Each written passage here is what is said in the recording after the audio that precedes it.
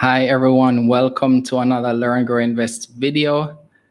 Now, this is our final video for 2021. It's been an amazing year for us here at Learn, Grow, Invest. I want to thank all of our viewers, all our subscribers. You guys have made this just an awesome community to be a part of.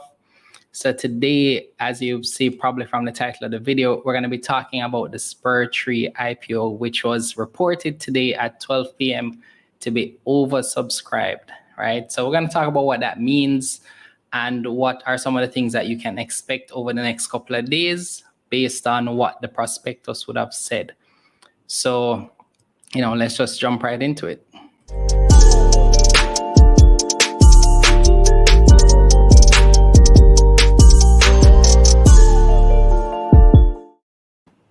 All right. So, of course, with every video such as this, we have to give a disclaimer because we're not financial advisors here at Learn, Grow, Invest. So the information reviewed here is for discussion, education, entertainment, and illustrative purposes only, and should not be construed as professional financial advice, solicitation, or recommendation to buy this or any other security. Right? Just have to get that out of the way.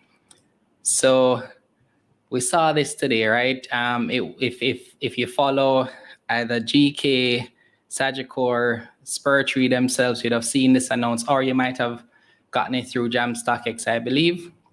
So we saw that the IPO was closed and now oversubscribed. What does that mean, right? So for those who may be, first-time investors, they may not be sure what that means. Now, an oversubscription means that, let's say that, well, in this case, Spur was trying to raise 335 million. So they would have made available 335 million shares.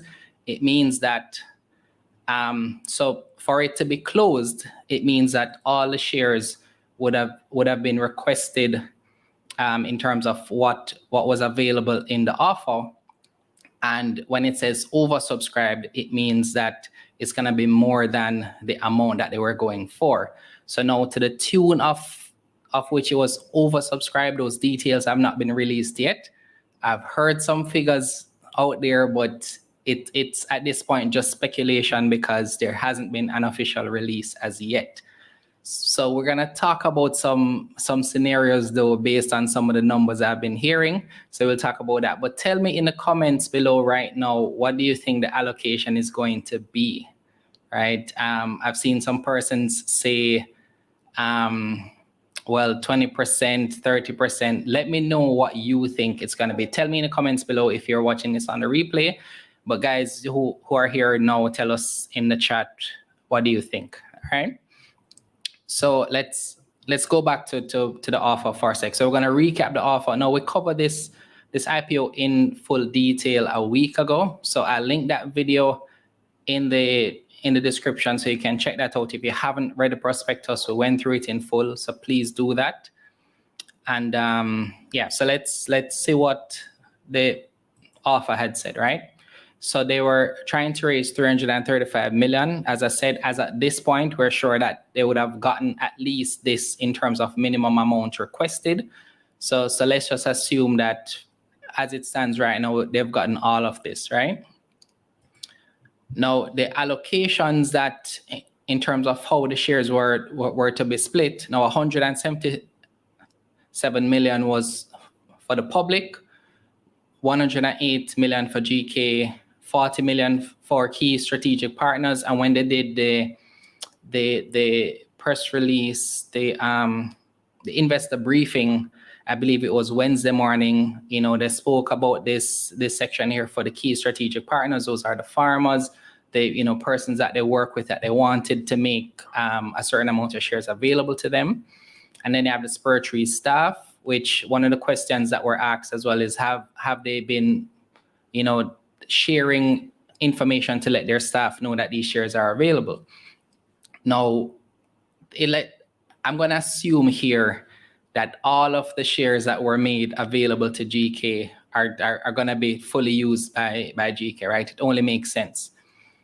What will happen to the rest of it if you have a specific segment of shares that aren't fully used, it's moved to the next one.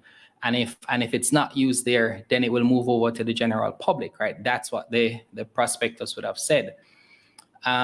So based on their key strategic partners, if everything is not used up, then there's an opportunity for some of those shares to make its way to the general public shares.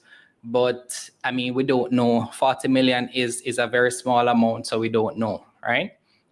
So we're gonna assume that these were fully allocated, right?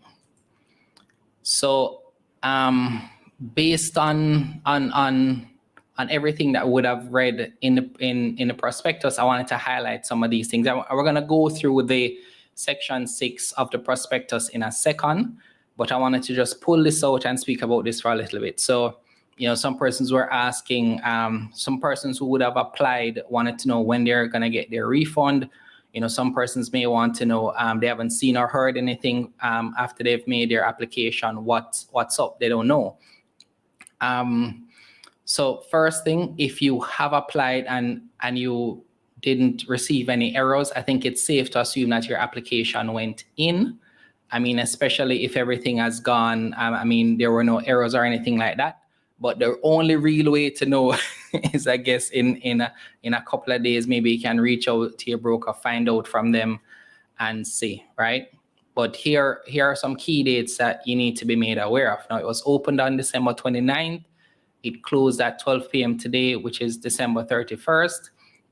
What they've said here is that based on when it closes, they need 6 days to announce the preliminary basis of allocation, right? So what this means is that within the next 6 days, you're going to see a notice come out. I'm going to look at the notice for a couple other IPOs in the past to show you what that looks like. But there's going to be a notice that's released on the Jamaica Stock Exchange that says, based on this offer that was opened, you know, it will be allocated as follows, right? So that's going to happen in the next 6 days from today. It didn't say business days. It said 6 days of closing dates, right? In terms of allocation and refunds now, for those who are asking, give that up to 10 days from today. Now, if it is that you get to day 11 and you don't see anything, you may want to reach out, ask, you know, questions, etc. But give it at least 10 days, right? And now it says expected commencement of trading if offer was successful, and it says no more than 5 business days after the Jamaica Stock Exchange approves the admission of shares to the junior market. So though they've finished with the application process, Jamaica Stock Exchange still has to approve it before it can list on the junior market. So that's the next step that would need to take place, and it's no more than 5 business days after that fact. It doesn't state here when that approval will come, but that's the condition that needs to be met before it takes place. And it says, you know, expected dispatch of investor statements and any refund if required within 10 days, which it would have said before. All right. So those are some key dates that you need to bear in mind. So based on what I'm seeing here, for those who have asked me, I've said to them, I think you can expect everything to kind of take place within the next 30 days. I think that's reasonable based on where we are, unless there are any challenges that are reported. I think sometime within January 2022 is when these things are expected to take place. All right.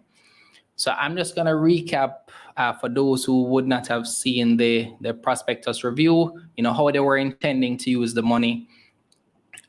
So, you know, they said they would be using it for 3 key things, and I have it here. So they're going to clear 169 million worth of debt. They're going to pay the invitation and listing expenses, and they're going to try to expand their growth and, you know, build out Exotic as well as the Spur brand. Those are the use of proceeds that they had. And so, you know, let me just close this and go right to the prospectus now, because I want us to look at section 6 so that you see what we're talking about here. All right. So, I mean, we would have covered this information before, so I'm not going to go through it here. These were the key dates that we just looked at. Let me know if you're able to see it okay in the chat. So this is on page 10 of the prospectus. Give it a read when you have the chance, right?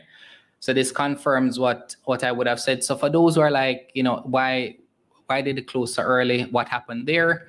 So the offer can close any point after the opening date and time once the issue is fully subscribed, which means it is up to them to close it once they have enough applications to meet what they were hoping to receive. And it would have said here, it's the right to the company to shorten or extend the closing date for any reason, provided that it does not extend beyond the expiration of 40 days after publication of the prospectus. Now, this is not going to apply in this case because we're fully subscribed, so we can move on from there. I wanted to just kind of pick out some key things here, though, just for persons to be informed. So I think the only one that I would have highlighted is this one, point 8, which says by submitting an application, each applicant agrees to take up and pay for the number of shares applied for or such lesser number of shares as may be allocated to him by the company pursuant to the terms and conditions set out in the prospectus. Now, I mean, at this point, we don't know how many shares, persons will be allocated, but essentially what this is saying is that you pretty much have to pay for the shares that you would have applied for, and then now that's subject to what would have been allocated to you based on the total number that would have been applied for.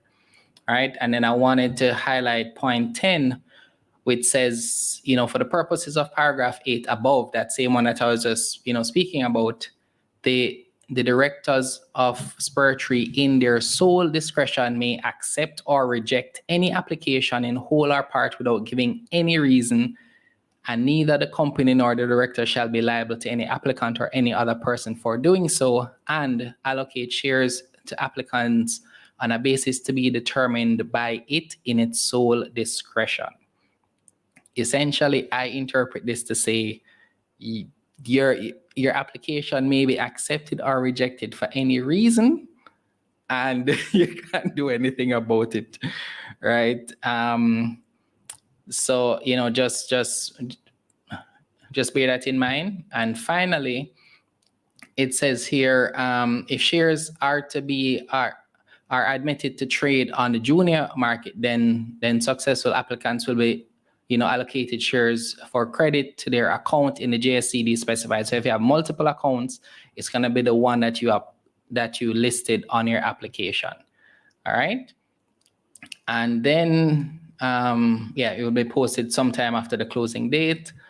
And then it says here, the company will endeavor to return checks or make refunds to applicants whose applications are not accepted or whose applications are only accepted in part within 10 working days. Would have gone over this before. So I'm just showing you that everything that we covered in the key date section is within the prospectus. So nothing should really surprise you within the next couple of days, depending on how everything decides to work out. All right. So the last thing to really address here is how many shares should you expect? So I've heard talk that, potentially it's going to be in, over $1 billion in applications. Now, what that means is that if we look at the public number of shares available, some persons are estimating that you could get pretty much about 20% of what you would have applied for. I see where Romain is saying that earlier. I mean, a few things are going to impact that, right? It depends on the total amount.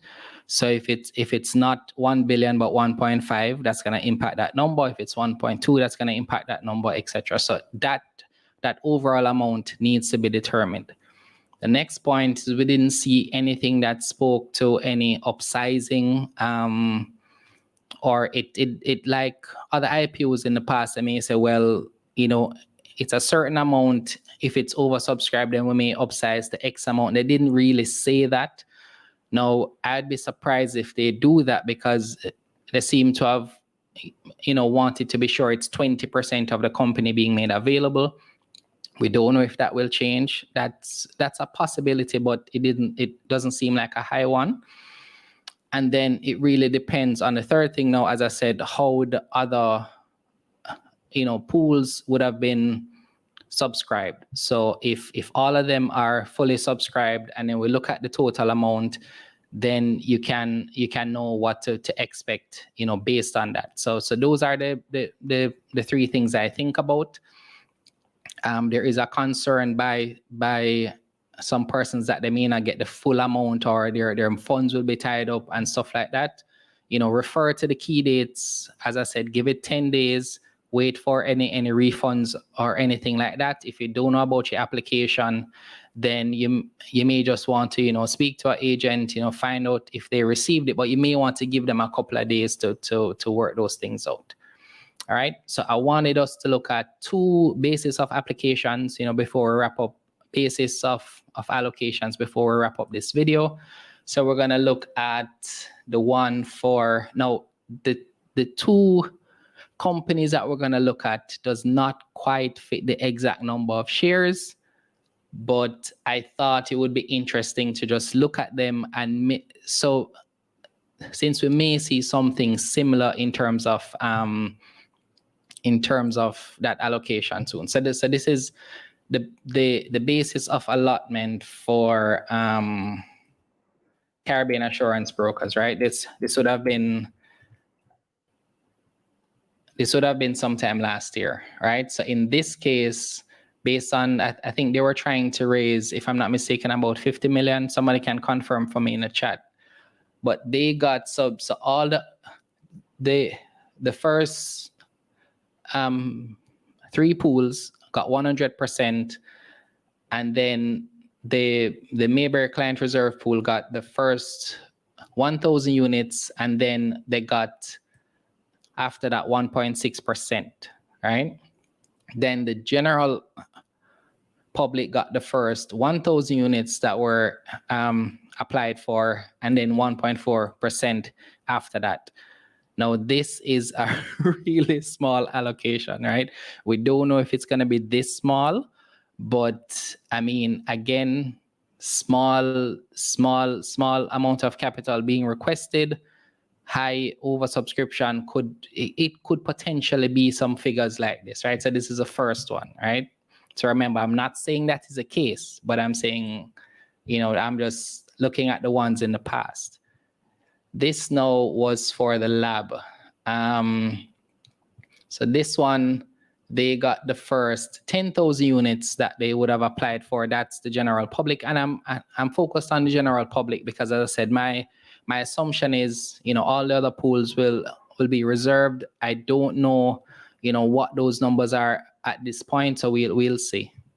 All right, so these persons got the first 10,000 units, and then they got 4.62% of the amount that goes over that 10,000. So, looking at these, what I thought is that we could see something where we have a base allocation, could be 10,000, 20,000, 30,000, etc. And then we may get a percentage after that. Now, that model would benefit those greatly who have small applications. So if somebody's just a new investor starting out, they have $5,000 or $10,000, being able to get all of their allocation is going to be a great thing for them. Now, some persons with a large amount of capital are not going to like that, but these kind of scenarios will help the smaller investor.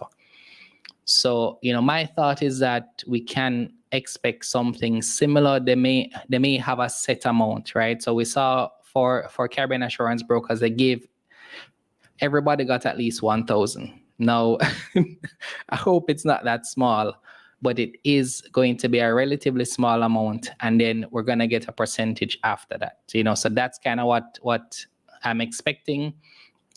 And we have pretty much 6 days to know whether or not I'm right or wrong. So, for those who are watching this after that time, I'll probably just release another video to confirm it, or just, do a tweet out, etc.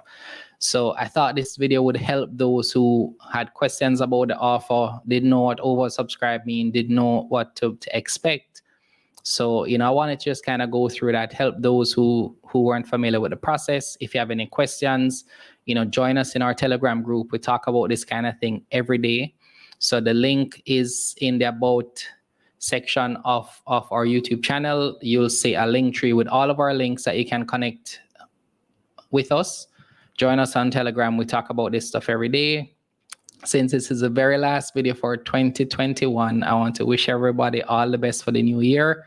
We have lots of great content coming out for you next year. We have our next class coming up in March. So if you caught the L.E.A.R.N stocks for beginners class in December, that one had a great turnout. The next one is set for March. Register early, because the last one we had over 1,000 registrations. So you're going to want to register early for this one. Look out for it in a couple of weeks. And yeah, just we're gonna do a lot of things for 2022. So we want you to stay close to us on social media, join our community groups, and stay up to date with everything that's happening. So Ramin, I wouldn't be concerned with how long it took to close. At 2 days, 2.5 days is not a long time, right? And we don't know the circumstances why it would have taken that long. My suspicion is that it might have been oversubscribed on the first day, but there might have been, based on some of the things that I would have seen, persons saying, maybe they're getting error messages. Some persons might have had to try to find a way to apply separately. There were a lot of seemingly technical issues, and there may be other things that we are not aware of. 2 days, 2.5 days is not a long time. And as I said to someone today, just because it was reported today doesn't mean it happened today. So though we saw it being oversubscribed, being reported at 12 o'clock today, that doesn't mean it happened today. It just means that it was announced today. So just bear that in mind. And something that, no, I'm not speaking to the intent of the organizers or anything like that, but it's something that companies, to me, look forward to say our IPO is oversubscribed by X amount, right? So it doesn't seem to me that it makes sense to, let's say they got 400 million worth of applications at 9:05. Maybe it would be better to wait a day or two to say, instead of being 400 million and oversubscribed, for it to be 1 billion, or for it to be 500 million. That's a more attractive number. It presents better to the public, etc. You understand what I mean? So I'm not saying that's what they're doing, but these are things that sometimes you have to look at these things and say, well, it will resonate better with the public if we have a higher number to say, well, this is what this shows the real interest. Because the truth is, the longer you keep the invitation open, the more application you can get. And they are entitled to leave it open for as long as they want. So if they waited another week, who knows? It could have been, even 2 billion or more. You don't know. So it's within their best interest to raise an amount that they believe is suitable. And as I said, it seems to be a badge of honor for persons to say that their IPO was oversubscribed by X amount. It makes everybody feel better. It makes everybody think that there's good and strong demand in the market. And then now investors have something to look forward to for opening day, right? So hopefully that makes sense. All right, guys. So thank you so much for watching this video. If you haven't done so yet, please subscribe to our channel. Give this video a like. It will greatly help this channel.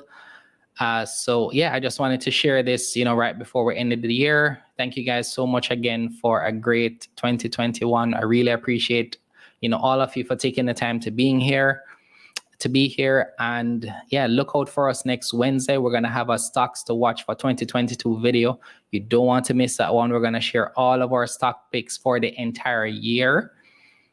So that's going to be a good session. So, I hope to see you in that one. All right. So stay safe, be well, and all the best for the coming year.